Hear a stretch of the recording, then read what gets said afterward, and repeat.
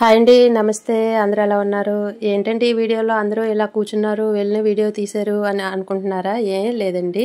ఇక్కడ మ్యాటర్ ఏంటంటే, ఇక్కడ విజయనగరం జిల్లాలో శ్రీ కోటమ్మ తల్లి అనే అమ్మవారు ఉన్నారండి. చాలా మహిమగల అమ్మవారు. ఏంటంటే మా మరిది గారు ఒక కోరిక కోరుకున్నారనమాట. అక్కడ కోరికలు తీర్చే శక్తివంతమైన అమ్మవారు అనమాట ఆ అమ్మవారు. అయితే కోరిక కోరుకున్నారు. ఆ కోరిక నెరవేరింది కాబట్టి మొక్కు చెల్లించుకోవడం కోసమని అక్కడికి అందరిని పిలిచి భోజనాలు పెట్టుకున్నారు. అక్కడికి వెళ్ళామన్నమాట. గుడి అయితే ఇదన్నమాట. కోరిక అయితే తీరింది. మీకు ఏవైనా కోరికలు ఉంటే కనుక ఖచ్చితంగా ఈ గుడికి వచ్చి దర్శించుకొని మొక్కుకోండి. ఖచ్చితంగా ఆ కోరికలు అయితే కనుక తీరుతాయి అనమాట, నెరవేరుతాయి. అమ్మవారు చాలా శక్తివంతమైన అమ్మవారు అనమాట. అక్కడున్న లొకేషను అదంతా కూడా ఏంటంటే కొంచెం నేను వీడియో తీశానమాట.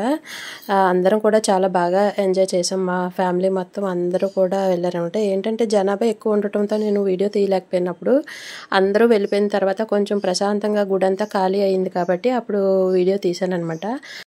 ప్రసాదాలను అమ్మవారికి ముందుగా ఇలా సమర్పించుకుంటారనమాట. పసుపు కుంకాలతో పాటు ప్రసాదాన్ని కూడా సమర్పిస్తారు. గర్భగుడిలో అమ్మవారిని చాలా చక్కగా అలంకరణ చేశారు. అది కూడా వీడియోలో మీకు చూపిస్తాను. ఈ చుట్టుపక్కల లొకేషన్ చూసారా, చాలా కూల్గా ఉంది. ఈవినింగ్ అయింది కాబట్టి ఈ టైంలో లైట్గా చినుకులు కూడా స్టార్ట్ అయిపోయాయి అనమాట.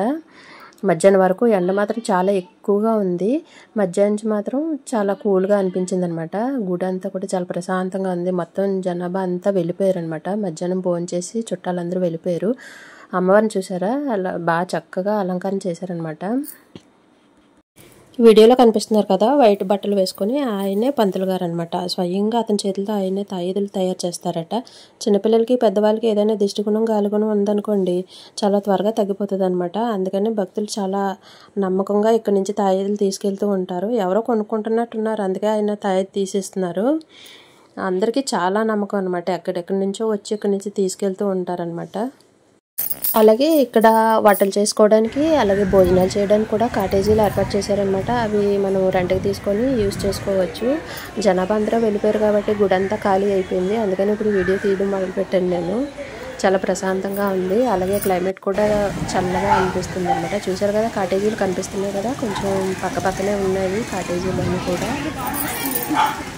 అలాగే గుడి మొత్తం ఒకసారి చూసేయండి. అలాగే దాంతోపాటు మా ఫ్యామిలీని కూడా క్లిక్ చేసేయండి. సరదాగా జోకులు వేసుకుంటూ మా ఫ్యామిలీ మొత్తం అలాగా ఎంజాయ్ చేసామన్నమాట.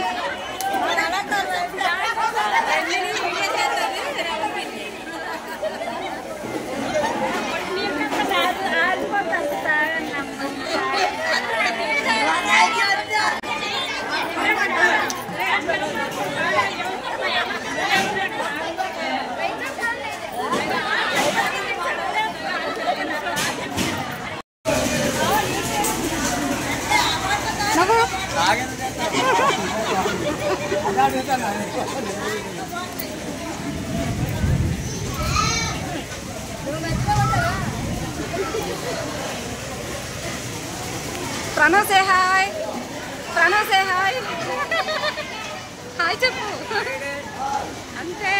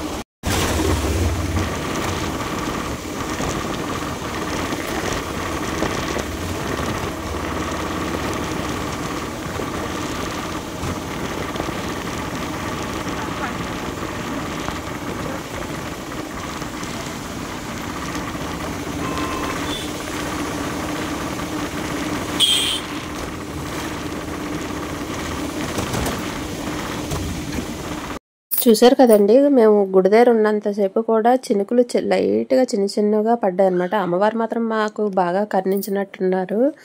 ఇంకా అక్కడి నుంచి స్టార్ట్ అయిపోయి వచ్చామన్నమాట. కొంచెం ముందుకు వచ్చేసరికి మాత్రం వర్షం బాగా పడింది, చాలా ఎక్కువ పడింది అనమాట. మేము అందరం కలిపి ఆటోలో వెళ్తున్నాం అనమాట. చూసారు కదా, మీకు ఇక్కడ రోడ్డు మీద వాటర్ కూడా కనిపిస్తుంది.